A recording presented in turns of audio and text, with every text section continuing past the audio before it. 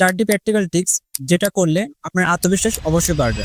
Number 1, যদি তোমার মানুষের সাথে চোখে চোখ রেখে কথা বলতে ভয় লাগে, তাহলে রাস্তা হাঁটার সময় রাস্তা থেকে আসা র্যান্ডম মানুষের সাথে আই কন্ট্যাক্ট করার প্র্যাকটিস করো এবং ধরে রাখো যতক্ষণ না তারা চোখ সরিয়ে নেয়। শুরুতে অস্বস্তি লাগবে, কিন্তু সময়ের সাথে সাথে তোমার মানুষের সাথে আই কন্ট্যাক্ট করার স্কিল বৃদ্ধি পাবে। নাম্বার 2, এমন কাজ করো যেগুলো তোমার কাছে সিম্পল লাগে কিন্তু চ্যালেঞ্জিং মনে হয়। পাবলিকের মধ্যে নিজেকে ভিডিও করা অথবা এমন পোশাক পরতে পারো যেগুলো পরলে তোমার লজ্জা লাগে।